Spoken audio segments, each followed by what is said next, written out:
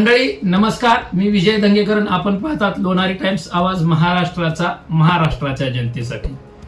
महाराष्ट्रामध्ये गेल्या 1 वर्षाच्या आसपास जवळजवळ 43,000 पेक्षा जास्त महिला आणि मुली गायब आहेत.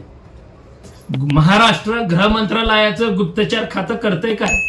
महाराष्ट्राच्या गृह मंत्रालयाच्या अतिरिक्त येणारं पोलीस प्रशासन, जे प्रत्येक महाराष्ट्रातल्या प्रत्येक जिल्ह्यातल्या प्रत्येक तालुका आणि तालुक्यातल्या प्रत्येक मोठ्या मोठ्या शहरामध्ये पोलीस प्रशासन आहे, त्यांची गुप्तचर यंत्रणा आहे, ती करते काय? हाच प्रश्न या निमित्ताने उपस्थित राहतो. कारण 43,000 पेक्षा जास्त आज महिला आणि मुली गेलेल्या आहेत. काही माध्यमांनी प्रश्न उचललाय. आता तुम्ही एक पाहताय प्रकरण एप्स्टीन फाईल, जगाचे एप्स्टीन फाईलचं प्रकरण तुम्ही पाहताय. हजारो व्हिडिओ आहेत त्यात. कसं महिलांना, त्या लहान लहान मुलींना, छोट्या छोट्या मुलींना हॅरॅसमेंट करून त्यांना मारलं गेलं.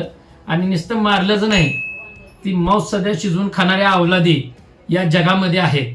एवढंच काय, जगामधलंच काय, आपल्या भारतातल्या सध्या काही अवलादी त्या एप्स्टीन फाईल मध्ये आहेत. फक्त नावं यायचं बाकी राहिले, नावं दाबली गेली. भारतातल्या काही अवलादींची एप्स्टीन फाईल मध्ये नावं आहेत, ती दाबली गेली. काही प्रकरण आहेत एप्स्टीन फाईल मध्ये म्हणून.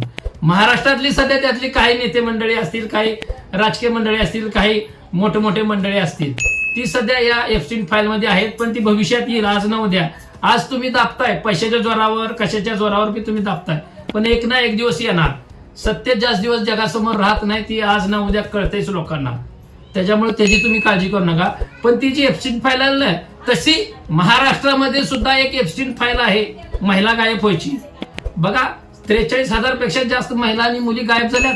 त्यांचा थांग पता नाही, कुठं गुन्हा नोंद नाही, काही नाही. ठराविक नाममात्र गुन्हे नोंद आहेत, हाताच्या बोटावर, मोजण्या बोटावर. 43,000 पैकी कुठे गेल्या या मुली, या महिला कुठे गेल्यात? काय झालं त्यांच्या संग? याचं कुठलंही महाराष्ट्र सरकारला माहित नाही, ना गृह मंत्रालयाला माहित नाही. ना गृह मंत्रालय आणि महाराष्ट्रातली मुंबई पोलीस जी ओळखलं जात आहे, किंवा महाराष्ट्र पोलीस ओळखलं जाते या सगळ्या गुप्तचर यंत्रावर काम करायला, त्यांना सध्या यांचा थांग पता या महिलांचा, या मुलींचा नाही. नक्की महाराष्ट्र आपण घेऊन कुठे चाललोय? जो पुरोगामी विचाराचा महाराष्ट्र म्हणतो, जो शाहू फुले आंबेडकर यांच्या विचाराचा महाराष्ट्र म्हणतो, आज या महाराष्ट्रातनं 43,000 पेक्षा जास्त महिला आणि मुली गायब आहेत. त्यांचं काय झालं, त्यांच्या कुटुंबाची काय अवस्था असेल, हे इथल्या सरकारला, राज्य सरकारला, मंत्रिमंडळातल्या प्रत्येक मंत्र्यांना सुद्धा माहित नाही.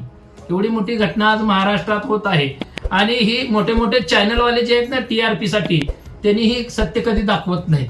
ही वस्तुस्थिती सध्या आहे.